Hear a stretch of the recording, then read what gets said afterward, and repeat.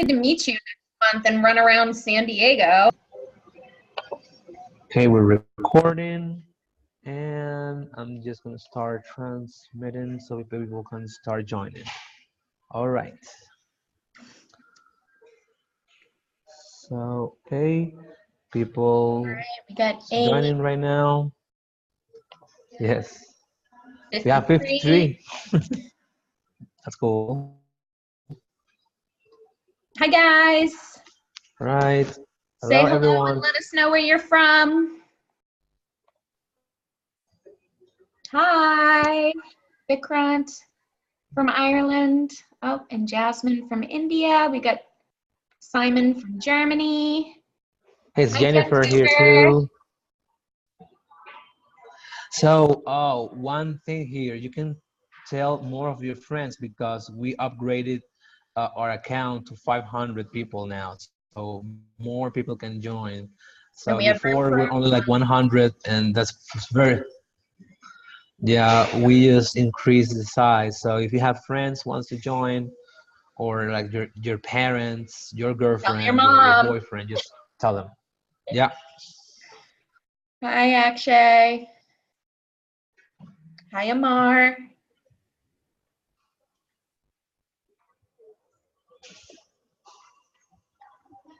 All right, so we're gonna start in like 1 minute to give people the chance to just remember that you have a chat here, but you have the Q&A section too if you want to just drop questions for us to see them and maybe answer them. Okay, Bulgaria. Yep. Ukraine. That's cool. Romania. Hello, Romania.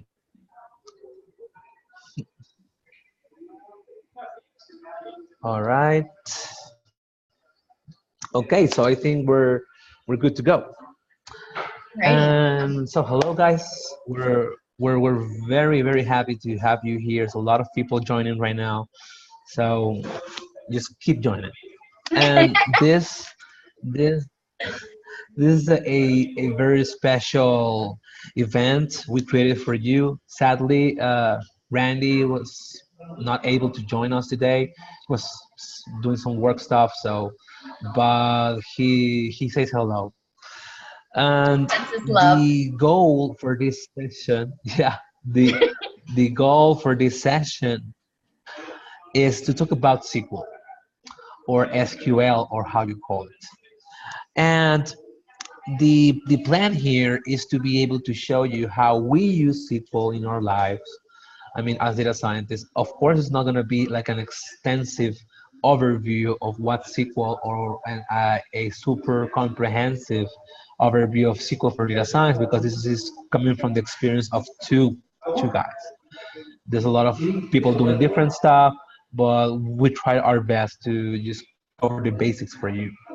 So we're gonna start just talking about a little bit about what SQL, why do we use SQL for data science, and then we have some demos prepared for you, and I really hope you can just share your comments on them and be able to see them and learn from them.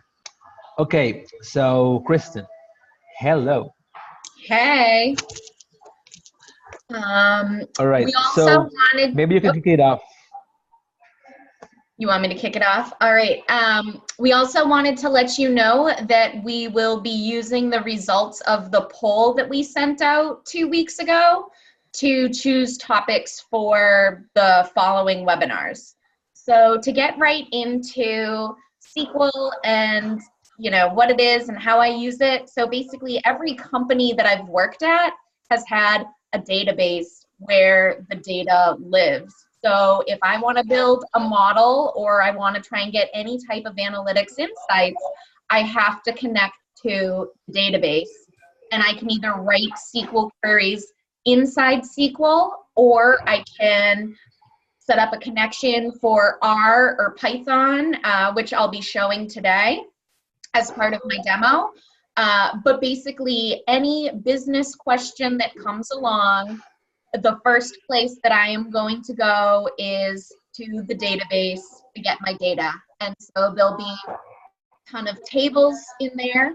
These tables are all going to have a primary key that is unique so that I'm able to join from, let's say, the, number of, let's say I have people's like names and emails in one table, and I want their names and emails and how much they've spent, but invoicing is in a different table. I join from one table to the other so that I can get my data. And then I'm going to need to filter that a lot of times on different things. So a lot of times we only want customers who came in through a certain channel that are in the US, or maybe they're in different countries. But so I'd create a where statement in SQL to make sure that I'm taking into consideration all the exclusions that I need for my analysis, which can also include, the dates when people signed up, or, where people who haven't canceled, or anything that would restrict my population. So that's sort of how I'm using it. It's a little bit about SQL itself. Fabio, do you want to add some more color to that? Yeah. So on a more high level perspective, you have to think of SQL as language to talk to data. Is what you will do a lot. I mean, you can use Python and R and Scala or Java, whatever, but almost all of the libraries you will be using, they're based on how SQL was created. And SQL is a very simple language to start using. And there are some keywords you need to understand to use the language. I mean, it's not like a programming language like Python or R. You can think of it as just like an interface between a human and data. I mean, you will not be creating like a machine learning algorithm with SQL. I think you can do that, and there's blogs about it, but that's not the way we do it. And for starting to know SQL and to start to understand SQL, you need to practice a lot, because you can read a lot of stuff on or watch videos of people using SQL, but until you're there where the data is just in front of you, and you group a group count, or find a difference between two dates, or do something with anything, that's where you're going to learn a lot, because every data set is different. So you need to understand that every data set will going to have different properties, different different ways to join data sets. You're going to be having a lot of columns and variables. And uh, for you as a data scientist, it's very important to understand that you will be accessing something like SQL, and you will be using something like SQL a long time. I mean, it's it can be the thing we use the most in data science, because of course we do machine learning or deep learning, whatever, but if you don't have a good data set, and you have no idea how to go to database and download a data set or just select something from it, it's going to be very hard for you to start doing something. So another thing here is that we got a lot of comments on the NoSQL. What about NoSQL? What about like MongoDB and stuff? And from my perspective, that's a very important part of data science right now too. But I think a lot of people were like 5 years ago saying SQL is gonna die and it's the moment of NoSQL or whatever. Well, we have not seen that. I mean, from my experiences in my jobs and the jobs of my friends, we're all using SQL still. I mean, we have SQL and everything, but right now, for big organizations and for like normal startups and stuff, SQL is important. Fabio, your connection's a little shaky. Okay, can you hear me? Yep. All right. So one question here, Kristen. So you're coming from statistics and math first SQL. Oh, I missed half the question. Oh, sorry. So you're coming from a math and statistics background. What was your first encounter, and when did you use it? Okay, so I think I heard it this time. I'm coming from a math and stats background. When did I first encounter SQL? So for me, it was my second job in industry in 2012. And, you know, I actually learned SQL on the job. They had people come in and teach a bunch of us how to use SQL so that we could access the database.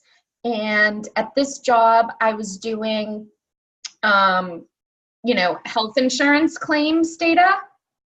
And so a lot of it was, you know, these large health insurance companies would send us a bunch of files of data and we'd upload them into the database so that we could join them and then clean them and do analysis. And then I moved more, you know, throughout my career, I moved more towards really dealing with a company's internal data. So being able to go and look at, you know, what were the email communications that we've sent them, and did they get a sales call, and, you know, how long have they been with us? You know, all the data that the company has internally. And so the queries got much more complex to be able to do all those joins that weren't necessarily always straightforward. And sometimes you also find errors with the data in the database, and you know, or there's like missing rows because for some reason they didn't collect data on a certain day. And so you have to find ways of dealing with that. But so, yeah, so I've been writing in SQL since about 2012, and I use it basically every day now in one form or another. Okay. So can you guys hear me now? Can you hear me? Yes. All right. So I have some kind of a lag. I understand now. Okay. So one of the things, I mean, I'm gonna tell you my story with SQL is that when I was studying computer engineering, I had some classes on databases, and back then I used to think of SQL as something that only like databases administrators use, or like I shouldn't have to worry about that because we were only going to use Python or anything to create software. But then when I started doing data science and when I started to learn machine learning, all of that, I discovered the importance of SQL, because back then this is like 2013, 14.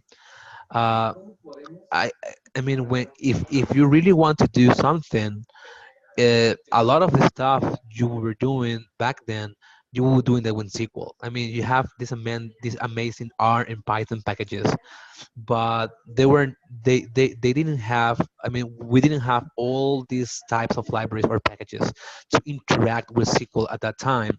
So normally you will be seeing a lot of companies will have something like MySQL or Postgres or something like that, and then you can do your analysis there, and when you're finished, then you can pass to Python and R or anything. But in I think in that period of time, I discovered a lot of amazing libraries and packages uh, that made very easy for me the pass to just using Python or R to use SQL. And I think Kristen is gonna show you something about that. and it's what we normally do. I mean, we are able to use SQL inside of a SQL platform like MySQL or Postgres, but it's much easier if you're going to be using Python or R in the end to create a model or something like that, to just retrieve or get those SQL queries as a data frame or as a text or as a file inside of your computer that you can just read from your file. So, and also one important thing here too is that if you think about it, if you want to do, I mean, the only drawback I can think of SQL is that it's not distributed.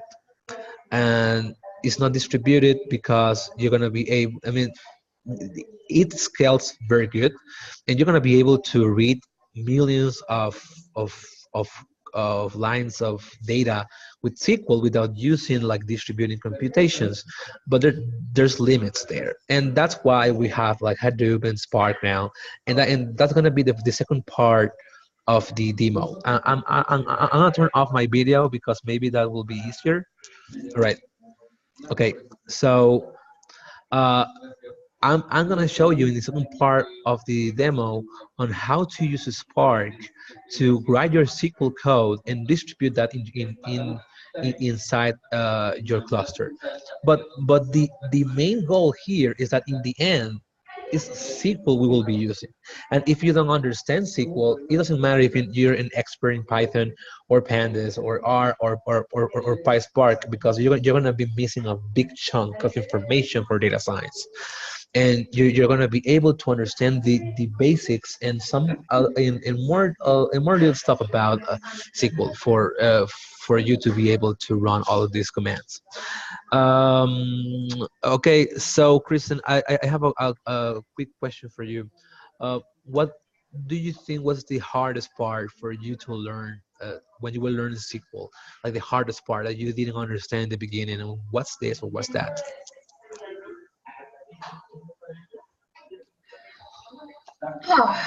You know, it's been so long now that it's hard to tell, and you know, I don't want anyone on the line to think that like SQL is this massive thing that's going to be difficult for them to learn.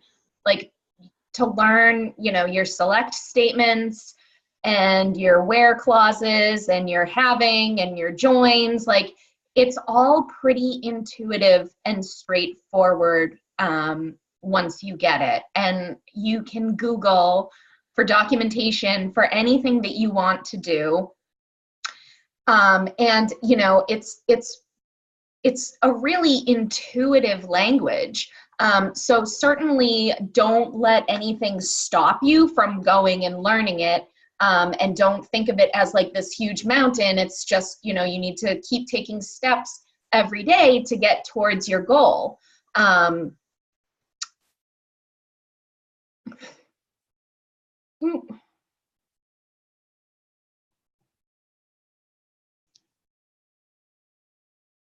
Sorry, I'm just watching the chat going back and forth. So Fabio, are we ready to get into the demos? Yes. Okay. So the first demo will be from Kristen, Okay. and then the second demo will be from me. Okay. Please Awesome. let us know if you can see Kristen screen. Yeah.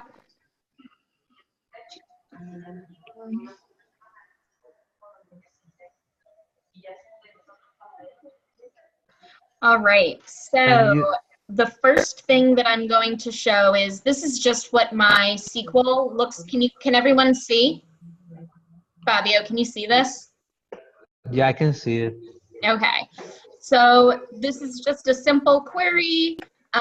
You can see that I have all these databases over here. They all have tons of tables in them. This is my work database, so I'm not going to go too far into this, but here I'm writing a query where I want the count of people who are of a specific gender by month. And like I was talking about, we have all these exclusions here. But so basically that's writing a query in SQL. What I really wanted to show today is, you know, the fact that I have a SQL connection set up. And so you can Google how to do this, and it'll take you through the steps of setting up a connection on your computer. But once I have that, I'm able to download the RODBC library. And if I install that, I mean, I've actually already got it.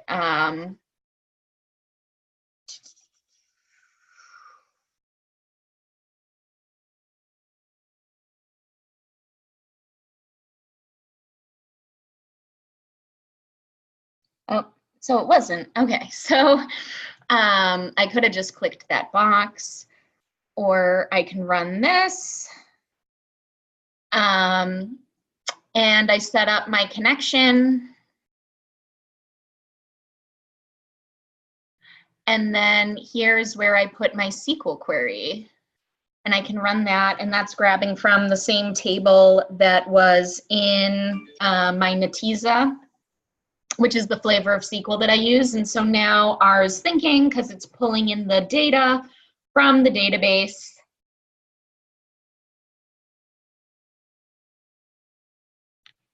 Let's see if we can just do.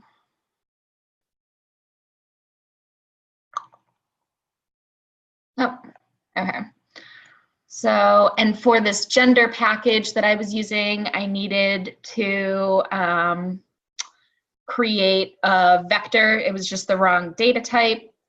But if we look now, I've got all the names that I just pulled in from the database.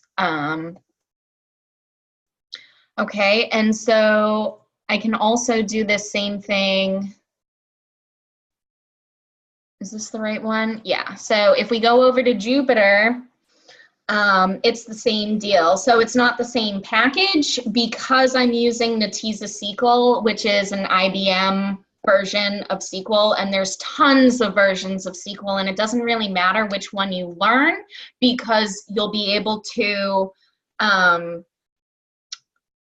easily learn the next one. Like there'll just be like simple differences in syntax that are just a Google search away. So when you see a job description and it says something different than the SQL variant that you learned, like don't let that trip you up at all. Just still apply to that job. But basically we had to create our own package to allow us to connect because there wasn't one for Netezza. However, most versions of SQL, you'll be able to use the PyODBC library. But so this is the same, right? I, run this, and then I create a select statement using the syntax that I'm supposed to use, and I can run it. So right now it's grabbing the data from, it's querying the database, and I'm asking for the top 6 rows, and as soon as it's done running, it's going to show me my data. See, and so there's my data, and I can write really, like, way more complex queries and put that in Python as well, and that'll run and be fine. Typically, what I do is write my SQL queries in SQL first, and then I copy and paste them into R or Python. And the reason why that makes sense is because the errors that I'm going to get when I'm writing SQL in, Netezza are going to be really self-explanatory. They're going to be like, you tried to do a group by, but you forgot one of the things up in the top. Rather than if I'm running it in R or Python, it's just going to not work, and I'm not going to get that feedback of the error message that's like really intuitive so that I can go back and fix it. Yeah, so that Python that I was just using was Jupyter Lab. Yeah, there are some questions regarding your demo, so maybe you answer them right now. So one of the question is what is belief and n rows equals false from the R version? Do you remember? You have Yeah, when you I don't connected even to remember. your database. I mean, I can Google it All real right. Okay. The second question is how you get that UI on Python. I think I can Oh, get that's that. just So the that's theme. Jupyter Lab. So this is Jupyter Yep. Lab. If you go to settings, you can go to theme and choose dark or light. So I'm not sure. I just went over to show, but Yeah.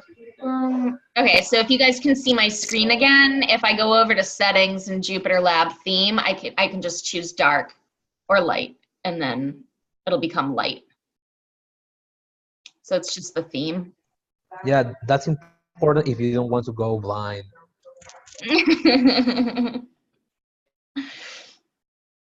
Were there any other questions? I don't know. I think we're okay with this. So I'm gonna be starting showing. Oh, okay. So I'm gonna be starting showing my screen, and we're gonna talk there about GitHub. Just let me know if you can see my screen. Yep, we can see you, Fabio. All right. So I think I read a question about if this code was on GitHub and everything. So we just created a data science lab account, and it's actually an organization where we're gonna be putting our codes and information there. I believe that Kristen code will be there in a few hours or tomorrow, so you can review parts of what she showed you here. Uh, and this will be if we do a webinar with code, it will be here, so you can access it and copy it, clone the repo or wherever. So this is the repo for this webinar. It's called Real Life SQL.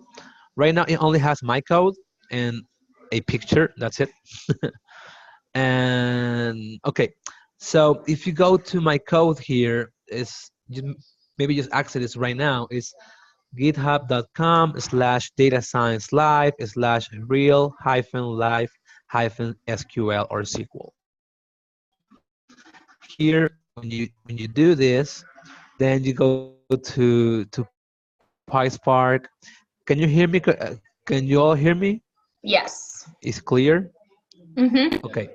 So so I have two important things here, and one of them is the data, is and one of the simple SQL Spark IPython notebook.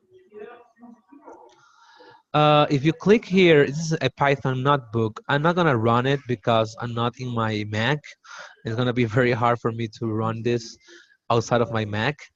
This notebook, I took it from a very good book that I recommend called Learning PySpark. It's almost the same notebook with a simple changes. With the simple changes, so you can run this very easily for you. So what I'm going to show you here is how to use Apache Spark. Exactly, I'm going to be using PySpark, that is the Python API for Spark, to run your SQL queries in a distributed fashion. If you don't know what Spark is, it's a very cool, fast engine to parallelize your code inside of a cluster. You can do machine learning with it, you can do deep learning with it, and you can do almost everything you can do with Python or R with Spark right now. And so I'm gonna be doing something very simple. The first thing you need to do when you start using Spark is to create a Spark session. This is Spark 2.3.1, if you're wondering. And the first thing I have to do is just start this Spark session, and then I'm gonna create my Spark session here, because I'm just importing the class. And this part here is the point when you connect it to the cluster. When you read here Spark session.builder.get or create, this is like the path from Python to Java because Sparks runs on the JVM. And I'm gonna create the Spark context to create RDDs, and RDDs are the main data abstraction on Spark. So what's this you've seen here is a JSON. uh, I'm not gonna be connecting to a database. I'm gonna be doing something different. It's like, what if I'm gonna simulate a database, a very simple database, and this very simple database will have just 4 columns: the ID, the name, the age, and in the eye color. And I'm gonna be creating this from a JSON file or a JSON object. Sorry, and this JSON here is just JavaScript. And in Spark, you have this handy tool that you can just use spark.read.json and then just pass a JSON. But this JSON has to be in an RDD. This is why I use sc.parallelize. I mean, you have to put, this is a regular JSON, but it's inside of this function here, it will create an RDD so Spark can understand what's this. So the next important part here, when I do this, I create in Spark a data frame. And this is exactly the same as Kristen just showed before, like the pandas data frame or the R data frame. But the difference here is that this data frame is distributed inside of cluster. Okay. Okay. So create temporary table. So this is important because I'm gonna be showing you 2 simple stuff, and one of them is how to use the Spark SQL as exactly as SQL you know from SQL, from like understanding the basics of the language. And I'm also be gonna showing you how to use Spark uh, functions to do SQL. And it's a little different because it's from methods and functions instead of like this long strings as Kristen showed you, but it's the same. Okay, so after I do this, I have a data frame, and with create or replace stem view, what I'm doing is like I'm creating like a simple table on a schema in a database. So the schema here is none, and I'm creating just a table to be able to run queries for that table. If I just click show, this is our data frame we have. It's a very simple data frame. And so if you want to do something like, this is a SQL statement, just select asterisk from swimmers JSON, and this swimmers JSON, as you see here, is the name of the temporary view of the table here. So this here, this query is running on memory and is distributed on the cluster. So if this is a huge data set, it's okay. It doesn't matter because it will work. So I'm gonna be showing you something different right now, and this is what you will be doing normally on Spark. But if you're more comfortable with running just select statements or update statements without having to write spark.sql or whatever, you can use the package called SQL Magic. You can install this with pip install SQL Magic, and that's it. And with this package, you have a magic in Jupyter, and a magic in Jupyter is normally just after these percentage symbols, and it's transforming the way the cell will behave. Okay, so what you need to do is just load the external doing the pip install, loading the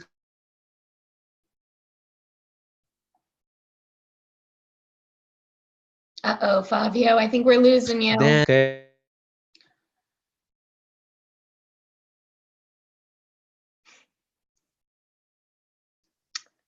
Yep, Fabio. Okay.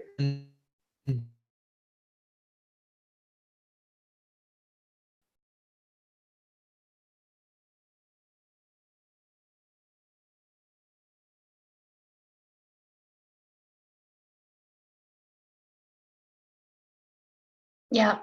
While Fabio's trying to get his audio Okay, can you hear back me now? up. Yeah, we just heard that. Okay, awesome. So I think it will be better now. Okay, so can you all hear me? Yes. Awesome. So I think I can even start my video again. Okay. So, oh, okay. So I'm gonna be starting from here too again.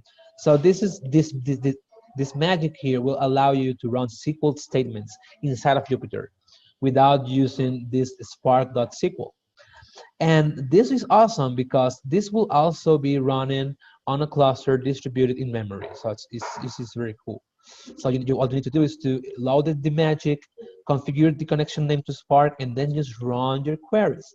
This is the same as here. It's no difference. Okay. So I'm gonna pass through this here because this is related to Spark, not to SQL. And I'm gonna go to the section called querying with SQL.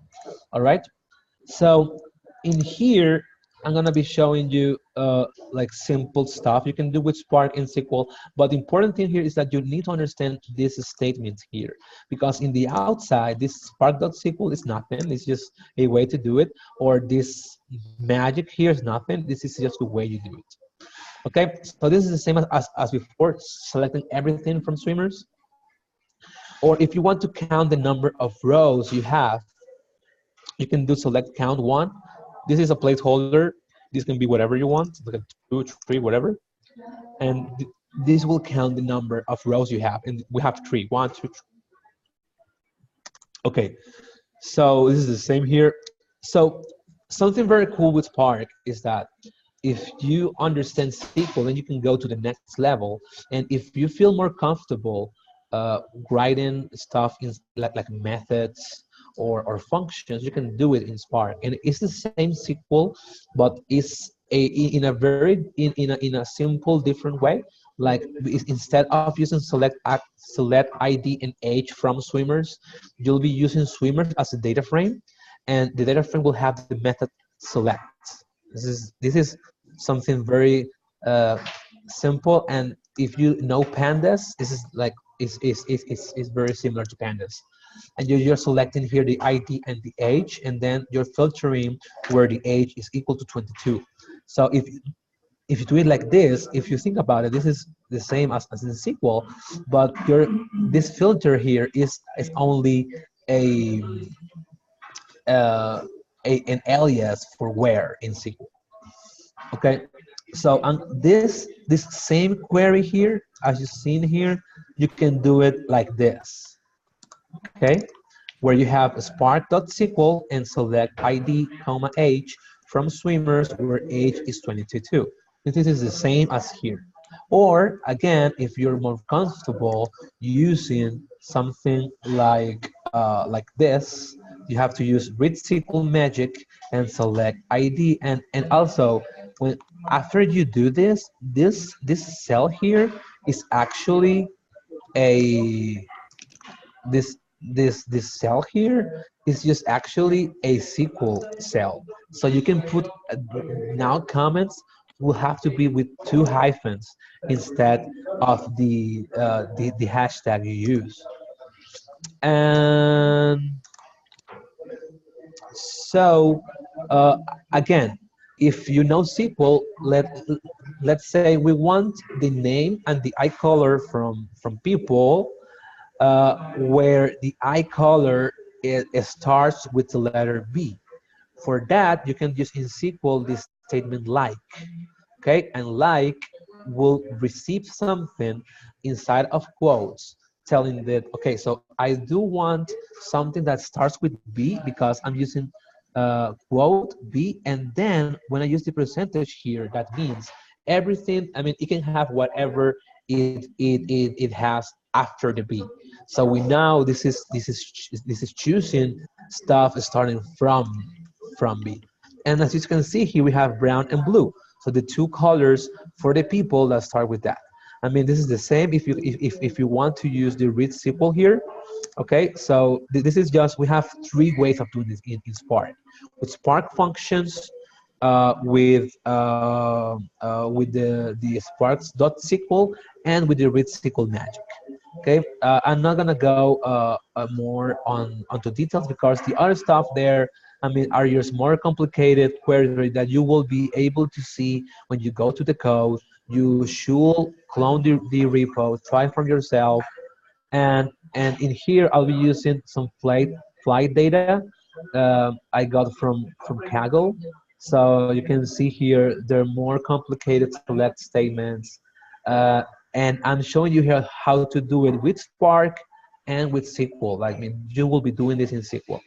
Remember, the good thing here about doing this way is this will scale in the cluster because this is distributed and it's on memory. Okay, so I'm gonna be just stopping. Okay. So any questions on the thing I just show you here? Um, okay, there's a question is what's the difference between spark.sql.collect and .show? So the difference in Spark with collect is that collect is dangerous because what it will do is that it will bring back everything you have in a data frame or an RDD into your driver. And that means your laptop or your workstation. And it will bring back a Python list normally. And if that Python list doesn't fit in memory, you will crash the kernel. So this is why we use show, because with show, this is similar to have in R or have in pandas. It's only the first rows. And it's not collecting everything into the driver. So you know it won't crash um, you won't crash the server. Uh, okay. I've been answering a bunch of questions on the Q&A, so just make sure we don't answer the questions that I've already answered, but I have gone through and done like 12 of them. All right. All right. So we have a big announcement right now, and then we're gonna just continue to maybe answering some of your questions.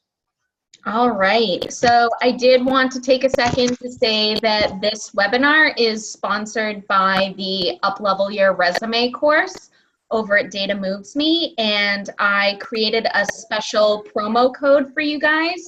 It's DSLive10, and that'll get you $10 off the course.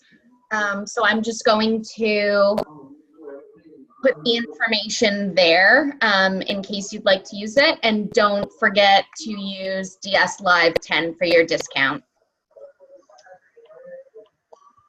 So back to you, Fabio. Okay, so I think you only, okay, I think I send it to everyone. All right. So yeah, so Kristen code will be uploaded soon into the repo. And the good thing here about having a repo, if you want to practice Git, you can do it with us because this is an open source community. So if you have anything you want to add from the code I show you or from the code that Kristen will be uploading, just create an issue, create a pull request, or just add your own code. I mean, you can start adding here your examples. If you're a SQL expert or you're learning SQL, doesn't matter. Just if you want to share your code with more people so you have feedbacks and stuff, make sure to first follow the Data Science Live organization and Kristen and me and Randy's GitHub accounts, because we're going to be adding code there for each one of these webinars. And you can start also commenting on our code or creating issues. And maybe I missed something there that is not like I thought it was. So just let me know, and then we can learn together. And oh yeah, and this will be recorded, and this is I think you answered that. But for people that has that question, this is being recorded. And we're going, and if you go to datasciencelive.com, maybe in a few hours or tomorrow, you will be able to get this video if you want to share with a friend or your organization or want to see it again, whatever. Okay, so I think we have time, Kristen, to bring some people again here live Oh, to sure. answer their questions. So whoever who wants, so we have 2 hand raises here. Let me just go to the questions. Did you reply to the questions here we have? Yeah, so I answered 12 questions, so you can see Okay, which great. ones. Okay, so okay, I'm gonna be promoting someone who has a question about SQL or something related. So we have here someone called Amar Reddy. Amar, can you please raise your hand? Amar Reddy. Are you still here? Okay, so we have a raised hand, a hand raised by Condor. I'm gonna allow you to talk. Hey Condor, are you here? Hey, you're on mute. Condor. Right, I think he's not here.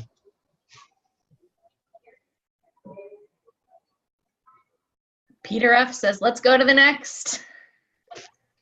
Yeah, let's go to the next one. Okay, sorry. Okay, whoever wants to talk, just raise your hand right now. Oh, it's nice. We have, Answer my question in the Q&A. okay, we have Paul Gurinian. Hey Paul, can you hear us? Hello. How are you, Paul?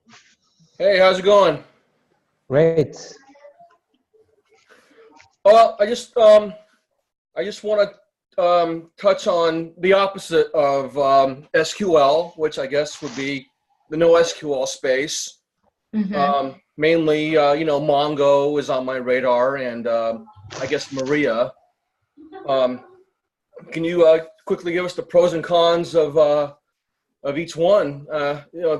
The Mongo people say that their way is it non-relational, I guess, whatever it is, or like document driven or something like that.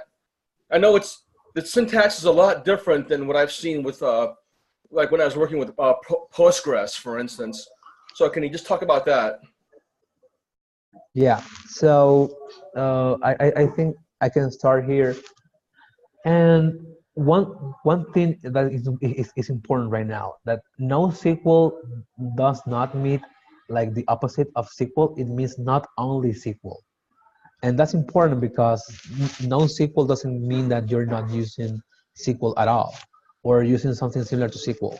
And if you go to some of the NoSQL databases, you're going to be doing something very similar to SQL. So in cons and pros, I can tell you, like, if you are already, I mean, if you're doing data science, or if you want to join data science, you need to know SQL. I mean, it's much more likely that you will be using a relational database inside of your company than a relational database. So you need to know SQL to start in your data science career. On the other hand, there are a lot of applications like real-time applications, or like you're reading tweets from a source, something like that, that you don't need for that a database like in your standard basis.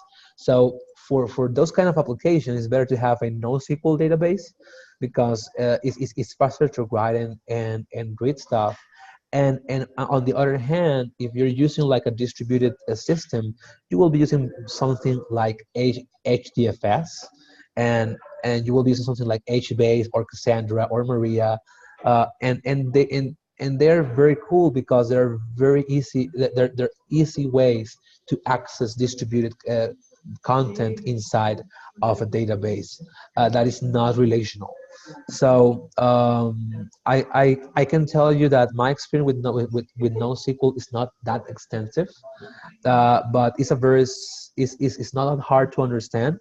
It has a very different like syntax in some parts as you will be using in SQL, but I will not stress that much about NoSQL right now. I think you should be learning SQL and like pandas and Spark, and all of these libraries are much more useful right now than Mongo for data science.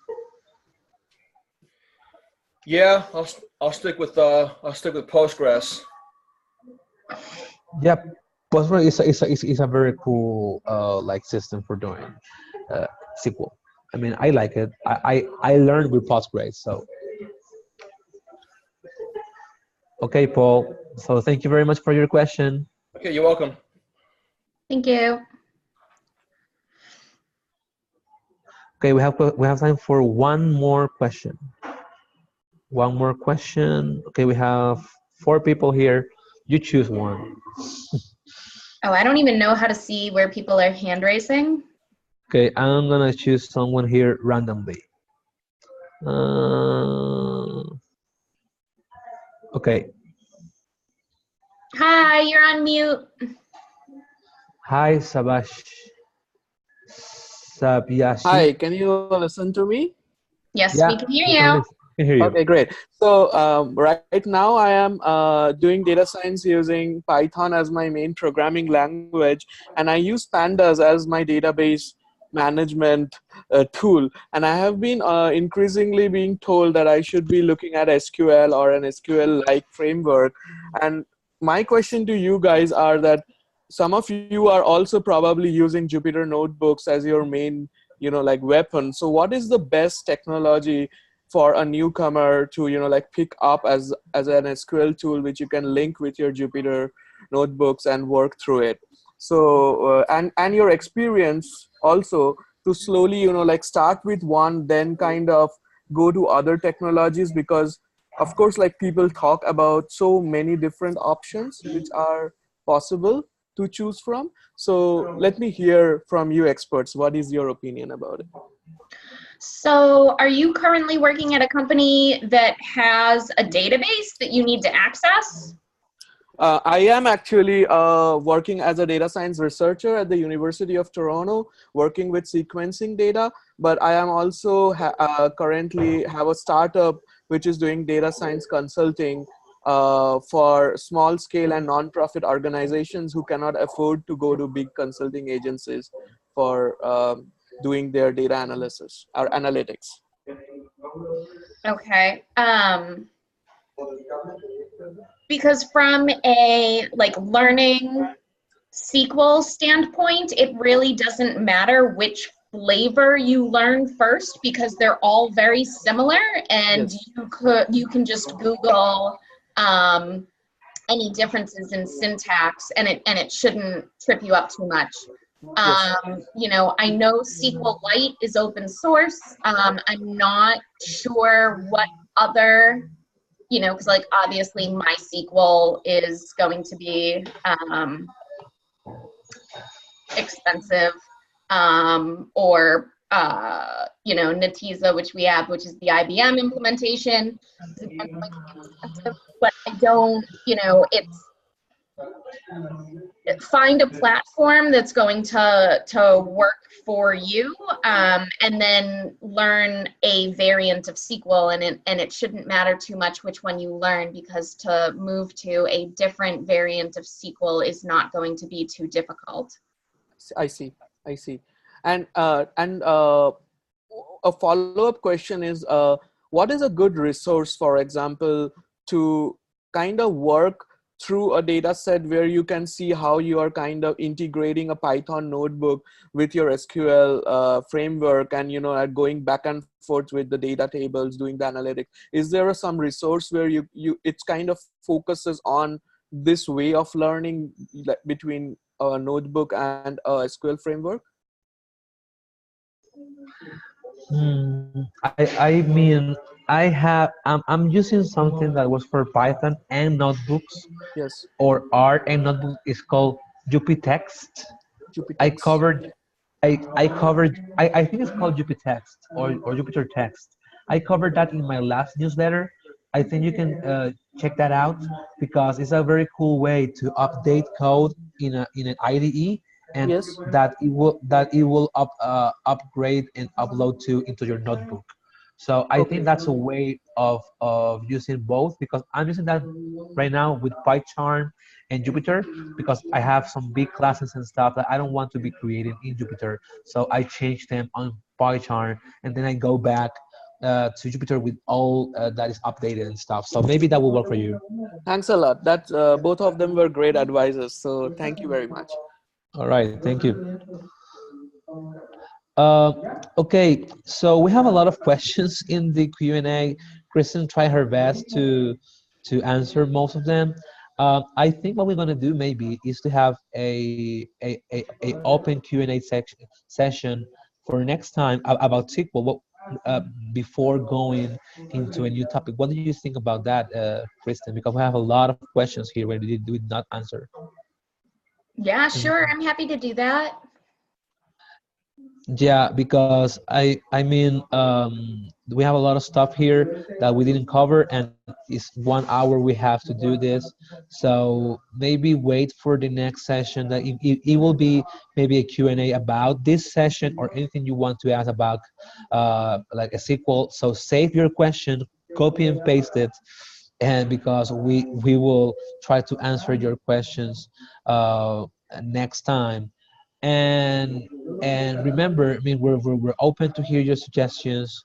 I know that you want to learn more different stuff, so and we're gonna follow the poll we sent you back like 2 weeks or 1 week ago. But if you have anything else, you can just follow us on our site. Make sure to go into a website because you have there the past webinars. This will be here, there to share with your friends, and just thank you for being here. I mean, this is a very exciting place for us to talk to you about this. Yeah, So thank you Kristen, so thank much, you. guys. Yeah, so we miss Randy here. I hope he's here for the next session. Um, and okay, so just remember that this will be recorded. It's on our website, and connect through LinkedIn to us to talk about it. Thank you very much, and see you soon. Thank you, Jennifer. Bye-bye. Bye, everybody.